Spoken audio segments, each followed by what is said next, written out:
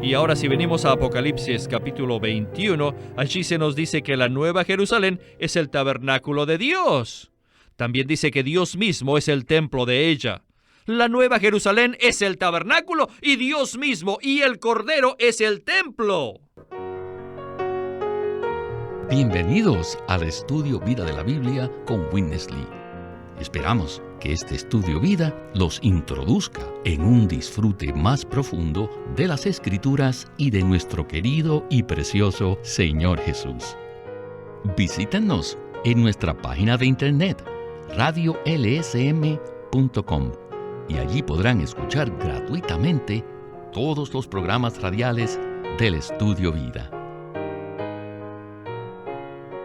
La meta de Dios consiste en edificar su morada eterna, esto es, el edificio de Dios, la iglesia hoy en día, y la Nueva Jerusalén en la eternidad. El libro de Apocalipsis es la consumación de toda la Biblia. Como libro de consumación, casi todo lo que contiene Apocalipsis se mencionó anteriormente en el Antiguo Testamento. Este será nuestro tema en este mensaje que tiene por título Una visión panorámica del edificio de Dios en las Escrituras, los 7 ojos. Y nos alegra que Jamison Chen ha regresado al programa para colaborarnos con los comentarios. Saludos, Jamison. Gracias, Víctor. Como siempre, me alegra estar en el programa.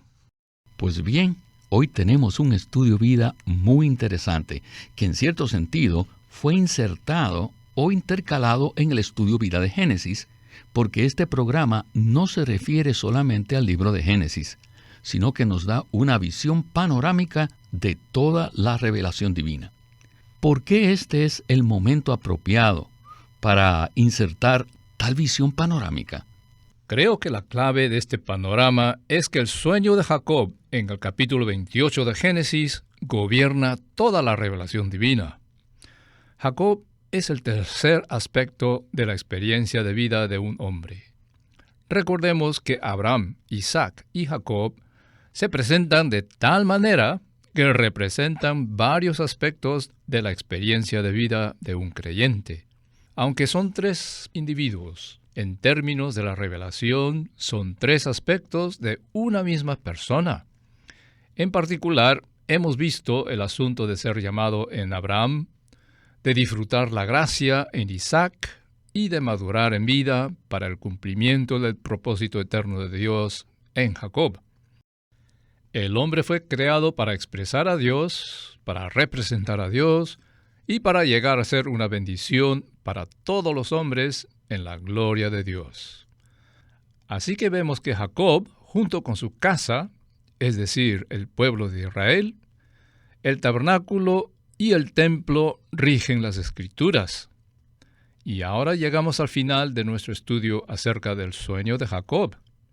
Es muy apropiado que nosotros dediquemos un tiempo para considerar la casa de Dios como el verdadero propósito de Dios, al observar esta revelación como una vista panorámica de toda la Biblia. Gracias, Jamison. Bien, con esta palabra de introducción, escuchemos a Witness Lee en este mensaje especial del estudio Vida de Génesis. Adelante. La Biblia es un libro tan grande, con miles y miles de puntos. Si no tenemos una vista panorámica, ciertamente nos perderemos fácilmente cuando entremos en ella. Ahora, necesitamos ver los puntos principales en este libro. Primero, Dios creó a Adán, y este constituyó el linaje adámico. Y ellos cayeron, así que Dios vino para tener un nuevo comienzo. Y lo hizo al seleccionar y llamar a Abraham para que comenzara otro linaje, el linaje de los llamados. Así que allí entonces tenemos a Abraham, Isaac y Jacob. Sin esta vista panorámica, no podremos entender cuál era el propósito de Dios al llamar a Abraham, especialmente en la persona de su hijo Isaac. Y con esto nos es muy difícil ver cuál era el propósito de Dios. Luego, Jacob entró en la escena. era un suplantador. Les repito, si no tenemos una vista panorámica de esto, no podremos entender lo que Dios estaba haciendo allí. Y miren, mientras él buscaba la manera de huir de su hermano, un sueño vino a él. Después del sueño, Jacob llamó a ese lugar Betel, y aún colocó la piedra que había usado como almohada para hacer Betel. Betel no era solamente un lugar, era algo establecido sobre una roca. Jacob tuvo este sueño, profetizó y luego hizo un voto a Dios. Dijo, si tú me traes a salvo de vuelta a la tierra de mi padre, sin necesidad de comida ni de vestido, te tomaré como mi Dios y haré sobre esta roca tu casa, Betel. ¿Ven esto?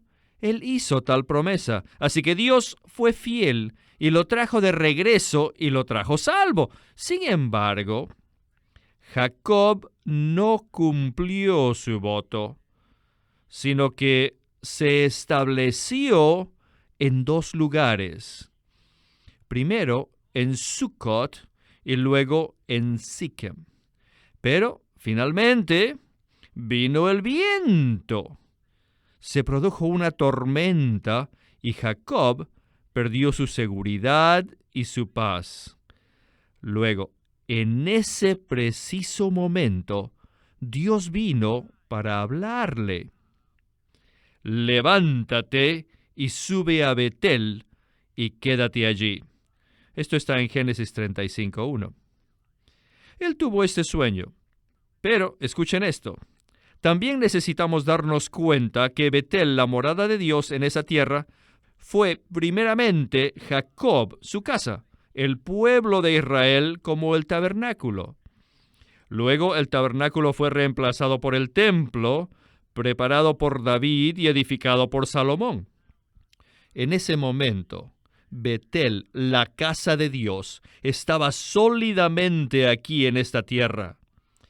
Y debemos saber que luego el templo fue destruido por el ejército babilónico y que el pueblo de Israel fue tomado prisionero por 70 años. Y posteriormente, en Babilonia, un decreto fue hecho de que el templo tenía que ser reedificado. Y así sucedió. Así que al final del Antiguo Testamento solamente tenemos estas cosas: Jacob, el tabernáculo, el templo y la reconstrucción del templo. Esta es la historia del Antiguo Testamento. Esta es una vista panorámica de todo el Antiguo Testamento. Jameson, esta vista panorámica nos ilumina mucho. El hermano Lee enfatiza el punto que desde el principio del Antiguo Testamento hasta el final, solo tenemos pocos asuntos cruciales: la casa o la familia de Jacob, el tabernáculo, el templo y la reedificación del templo.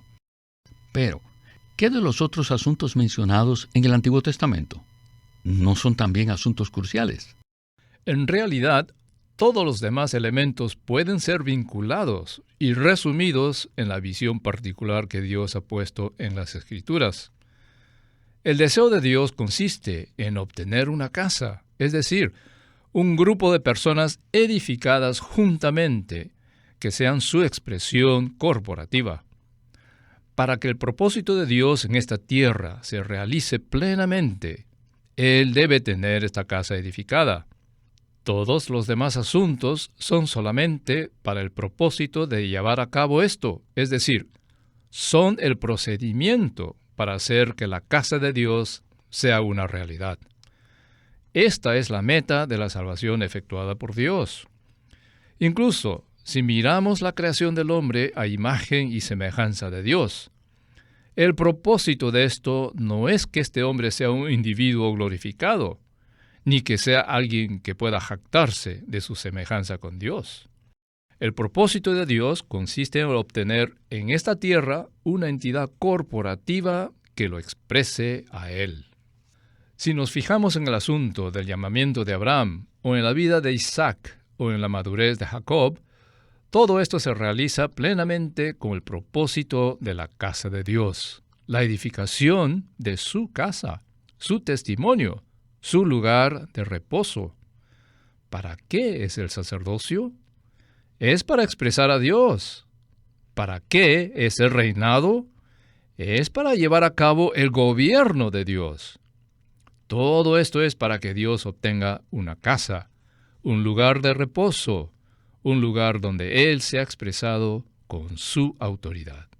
Esto es glorioso, y por la misericordia del Señor, somos parte de ello. Gracias, Jamison. Bien, regresemos a Witness Lee, quien nos dará una visión panorámica del Nuevo Testamento. Adelante. Then the Lord Jesus came. Luego, el Señor Jesús vino. ¿Pero por qué? ¿Por qué había la necesidad de su venida? Debido a que en el Antiguo Testamento solo se encontraban Abraham, Isaac, Jacob, el tabernáculo, el templo y la reconstrucción del templo. Y todos estos eran sombras, eran tipos y figuras, no eran la realidad. Por esa razón, era necesario que el Señor Jesús viniera como la realidad. Ahora, Jesús, el Hijo de Dios, vino. Cuando Él vino en su encarnación, estableció el tabernáculo entre los hombres. De acuerdo a Juan 1:14, y luego en Juan 2:19 y Apocalipsis 21:3, se nos dice que Él no solamente era el tabernáculo de Dios, sino que también su templo. Y no solamente esto, cuando Pedro, el apóstol principal, se presentó ante el Señor por primera vez, inmediatamente el Señor le cambió su nombre, de Simón a Cefas, el cual significa piedra.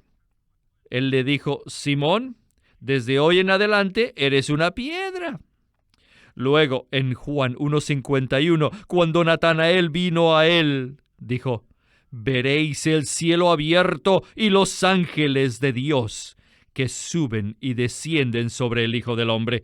¿Qué indica esto? Esto indica que el cumplimiento del sueño de Jacob será sobre Cristo mismo, y dependía de que construyeran la casa de Dios. Y luego vemos que después de 3 años, Él se quedó con los discípulos y les preguntó: ¿quién dicen los hombres que es el Hijo del Hombre? Y Pedro tomó la iniciativa en decir: tú eres el Cristo, el Hijo del Dios viviente. Luego el Señor le respondió diciendo: yo también te digo que tú eres Pedro, y sobre esta roca edificaré mi iglesia. ¿Ven esto? Después de su último viaje a Jerusalén, mientras los judíos lo rechazaban y trataban de menospreciarlo, les dijo: ustedes, los edificadores judíos, ahora están rechazando la piedra angular, están rechazando la cabeza del ángulo. Esta palabra impresionó a Pedro profundamente. Luego, un poco más de 15 días después, en el día de Pentecostés, Pedro se levantó y reprendió a los edificadores judíos. Ustedes, edificadores judíos, lo crucificaron a él en la cruz y rechazaron completamente la piedra con la cual se edifica. Pero Dios lo levantó y ha hecho de él la piedra del ángulo, la cabeza del ángulo. En 1 Corintios 3:11, Pablo afirma que la iglesia se edifica sobre Cristo como cimiento, y Pedro, en su primera epístola, declara que todos los que acuden al Señor serán piedras vivas construidas como casa espiritual. En Palestina, en los tiempos antiguos, cuando los judíos construían sus casas, ellos prestaban toda la atención a 3 tipos de piedras: la piedra del ángulo, la piedra del fundamento y la piedra cimera. Estos 3 tipos de piedras soportaban y protegían completamente el edificio. Así que Cristo es revelado como la piedra de cimiento en Isaías 28:16, y también Cristo es revelado como la piedra cimera en Zacarías 4:7, y ahora Cristo también es revelado como la piedra angular, la cabeza del ángulo. En los Hechos, capítulo 2, vemos que cuando Pedro predicó en el día de Pentecostés, Él predicó a Cristo no solo como el Salvador, sino también como la piedra de edificación, como la piedra angular, la piedra que une todo el edificio. El concepto que estaba dentro de Pedro mientras predicaba era la comprensión de que la redención de Dios en Cristo es para su edificio. Este era el concepto de Pedro cuando estaba dando el primer mensaje del Evangelio. La economía de Dios no es para la redención. La economía de Dios es para tener su morada en el hombre y con el hombre. Pero el hombre cayó, así que había la necesidad de la redención. Así que la redención es un proceso para traer de vuelta al hombre caído. Esto es para el cumplimiento de la economía de Dios, la cual es la morada de Dios. ¿Ven esto? Tengo la carga de impresionar a cada uno de nosotros para que podamos ver que la salvación no es la consumación de la economía de Dios. La salvación no es la meta de Dios. La salvación es solamente el procedimiento, el proceso para alcanzar la meta de Dios, para cumplir la consumación de Dios. Entonces, ¿cuál es la consumación de la meta de Dios? La consumación de la meta de Dios es la edificación de su morada eterna. Hemos visto en la Biblia que esta morada eterna hoy es la iglesia y en la eternidad la nueva Jerusalén. Esta es la meta de Dios. Jameson, el repaso de esta sección nos ha traído al Evangelio de Juan en el Nuevo Testamento. Pero, nuevamente, el énfasis aquí es el edificio de Dios. Permítame preguntarle algo. ¿No es peligroso poner tanto énfasis en este asunto del edificio y no identificar la redención como el asunto primordial en las Escrituras? Creo que se nos ha ayudado a ver que, de hecho, la salvación no es el elemento principal de las Escrituras. La salvación es un procedimiento para traer al hombre de su estado caído a una condición y posición en la que pueda llegar a ser parte de la edificación de la casa de Dios. La meta de Dios consiste en obtener para sí mismo un pueblo que lo exprese, una casa en la que Él pueda morar, un lugar en el que su nombre sea exaltado y un lugar desde el cual Él pueda llevar a cabo su propósito, es decir, que su gobierno sea cumplido. Cuando hablamos de la edificación, estamos hablando acerca del factor central para la casa de Dios. Dios desea tener un edificio en esta tierra, constituido por su pueblo, que ha sido redimido, regenerado, transformado y conformado a la misma imagen de Cristo el Hijo. Este pueblo de Dios que ha sido edificado juntamente llega a ser la constitución misma de Dios con el hombre, para expresar a Dios, para llevar a cabo el propósito de Dios y para traer la meta gubernamental eterna de Dios, es decir, su reino, su gobierno y su reinado aquí en la tierra para expresarlo, para representarlo, para glorificarlo y para traerle el reposo y la satisfacción que Dios anhela. Gracias, Jameson. Está muy claro que de ninguna manera estamos minimizando lo maravilloso de la redención, sino que simplemente la estamos poniendo en su contexto apropiado. Dios efectúa la redención con miras a su edificio. Bien, regresemos a Witness Lee para escuchar la conclusión de nuestro estudio vida de hoy. Now we have to preach such a gospel. Ahora tenemos que predicar este evangelio. Not a gospel only of redemption. No solamente un evangelio de redención y salvación, sino el evangelio de la edificación. Debemos decirle a la gente que si no reciben a Jesús, pierden la piedra viva angular y que no tienen porción en el edificio de Dios. Muy bien, permítanme decirles algo aquí.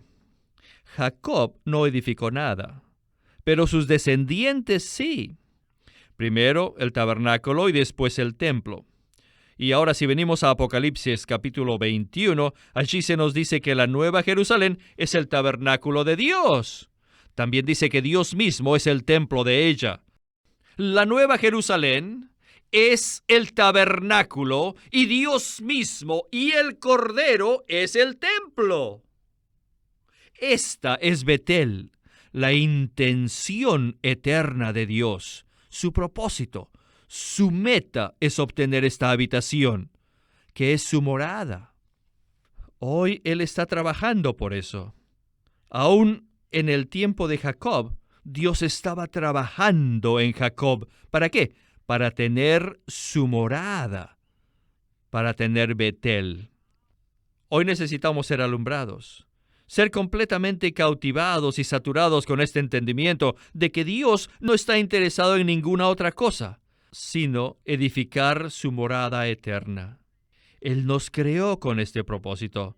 Él nos salvó con este propósito. Él les ha dado a ustedes muchas bendiciones con este propósito. Pero hoy, casi nadie entre los cristianos cuida del edificio de Dios. Oh, siento decirles esto, pero todavía me preocupa. Porque entre los cristianos algunos han tomado otras cosas como meta. La salvación, la espiritualidad, la santidad o la victoria. Esas son sus metas. Todos estos asuntos son como si fuera la edificación de casas individuales y personales.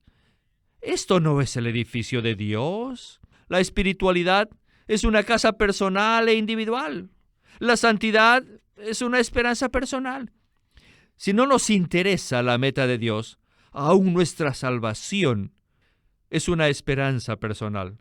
¿Entiende lo que trato de decirles? ¿Verdad? Todos necesitamos orar. Dígale al Señor, Señor, muéstrame esta visión. Quiero que esta visión me gobierne. Necesito tener la visión de esta vista panorámica. Todos necesitamos orar esto. Aquí tenemos todo, aquí tenemos la santidad, la espiritualidad, aquí tenemos los dones, aquí tenemos la sanidad, el hablar, aquí tenemos todo. Todo está en el tabernáculo, todo está en la casa. Ahora todos necesitamos ver por qué, después de 20 siglos, el Señor aún no ha regresado. Es debido a que Betel no ha sido edificada de una manera sólida. ¿Ven esto? Él ha estado esperando. Y aún hoy continúa esperando solo por esto, esta cosa única, que es la consumación de su edificio. Yo edificaré mi iglesia. Estas fueron sus palabras. ¿Serán estas palabras en vano? Ciertamente no. Estas palabras serán cumplidas en forma completa. Y creo que esta es nuestra carga el día de hoy. Sí, yo creo esto. Jameson, esta sección ha sido maravillosa. En este recorrido a lo largo de la Biblia, el hermano Lee nos ha traído ahora al libro de Apocalipsis, donde vemos un cordero para la redención y una piedra para la edificación. ¿Podría ayudarnos a poner todos estos elementos juntos? En Apocalipsis 5:6 se nos dice que el apóstol Juan vio a un cordero en pie, como recién inmolado, que tenía 7 cuernos y 7 ojos, los cuales son los 7 espíritus de Dios enviados por toda la tierra. Y cuando él estaba mirando a este cordero, un ángel le habló y le dijo: «He aquí el león de la tribu de Judá». Aquí vemos a Cristo, quien es el cordero con 7 ojos, y esos 7 ojos son los 7 espíritus de Dios. Pero también vemos que este cordero es un león, Esto significa que Cristo es un león para destruir al enemigo de Dios y que Cristo es un cordero para traer la redención. Sin embargo, Cristo también es la piedra para el edificio de Dios. ¿Y dónde vemos a esta piedra para el edificio? Bueno, en realidad la piedra se ve en el libro de Zacarías. En los capítulos 3 y 5 de Zacarías tenemos una referencia a la piedra que tiene 7 ojos. Así que esos 7 ojos, que son los 7 espíritus de Dios, están relacionados con Cristo como el león cordero. Es decir, los 7 ojos del cordero, que son los 7 espíritus de Dios, son también los 7 ojos de la piedra en Zacarías. Así que aunque la piedra no se menciona en el capítulo 5 de Apocalipsis, esta piedra se revela claramente en Zacarías. Y todo esto es para la edificación de la casa de Dios. Alabado sea el Señor por el león, el cordero y la piedra para la edificación de la casa de Dios. Jamison, no puedo más que decir amén, amén a esta palabra de conclusión. Gracias por acompañarnos en el estudio Vida de la Biblia con Witness Lee. Gracias por invitarme. Este es Víctor Molina haciendo la voz de Matt Miller, Jamison Chen la de Gary Kaiser y Walter Ortiz la de Witness Lee.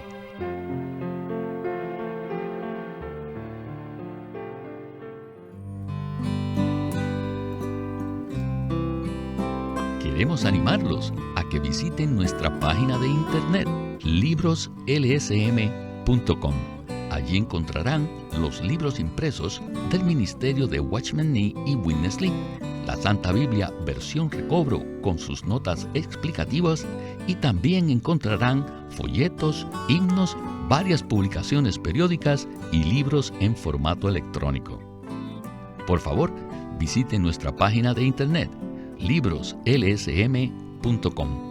Una vez más, libroslsm.com. O llámenos a nuestro teléfono gratuito 1-800-810-1149. 1-800-810-1149. Además, si desean, pueden comunicarse con nosotros enviándonos un correo electrónico a estudiovida@lsm.org. Una vez más, estudiovida@lsm.org.